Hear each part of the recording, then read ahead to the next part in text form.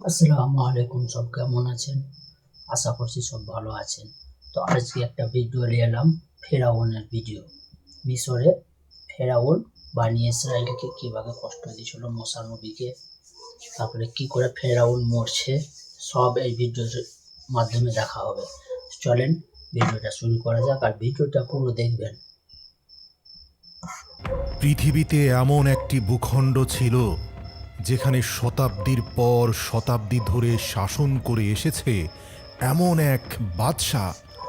কোরআন বলছে সে শুধু দেশের রাজাই ছিল না, বরং নিজেকে জনগণের খোদা বলে দাবি করেছিল।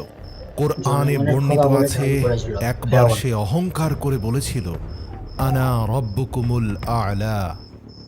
আমি তোমাদের সবচেয়ে বড় রব। এই মানুষের বড় রব অত্যাচারী শাসক বলছে, তার আমি নিজের সবচেয়ে সামনে বড় রব। জনগণকে সেজদা দিতে বাধ্য করত, মানুষকে সিজদা দিতে বাধ্য করত। আর তারপর ফেরাউন এমন এক রাত এলো যে রাতের একটি স্বপ্ন সেই বাদশার ঘুম হারাম করে দিল। ফেরাউনের মজার ফেরাউনের ব্যাপার, ঘুমে সে যা স্বপ্নটা এসেছিল। স্বপ্নে দেখেছে তাই তার তাই সাথে ঘটেছে। স্বপ্ন অনুযায়ী যখন তার মৃত্যু এই সামনে রাস্তা এসে দাঁড়ালো, সে চিৎকার মুসা করে নবী পার হয়ে বলেছিল, গেছে। আমাকে ক্ষমা করে দাও হে আল্লাহ।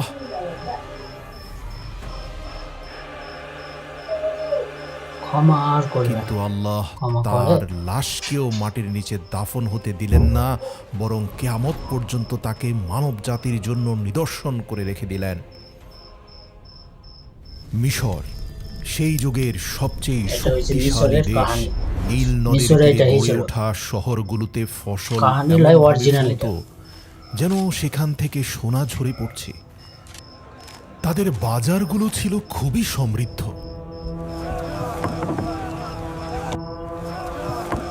ঠিক আছে, মন খারাপ করবেন না, এটা 2 মিনিট করে আমি দিচ্ছি ভিডিও। আরও আসছে, আরও 10-12টা আসবে। তো পুরো ফেরাউনের কাহিনীটা আছে, মুসা নবীর কাহিনী আছে পুরো, বুঝলেন? তো পুরো ভিডিওটা দেখবেন। আর ভিডিও যদি ফেসবুক থেকে দেখেন তো অবশ্যই পেজটাকে ফলো করে নেবেন, আর কমেন্ট করে অবশ্যই জানাবেন, তবে আমি বুঝতে পারবো যে কোন ধরনের ভিডিও দেখবেন আপনারা। তারপরে ইউটিউব থেকে যদি দেখেন তো লাইক সাবস্ক্রাইব করে দেবেন, আর চ্যানেলটাকে ফলো করে নেবেন। ঠিক আছে, আবার নিয়ে আসছি। তো চলেন, নাম্বার 1 ছাড়ছি এখন, পরে ফের আবার দেখা হবে।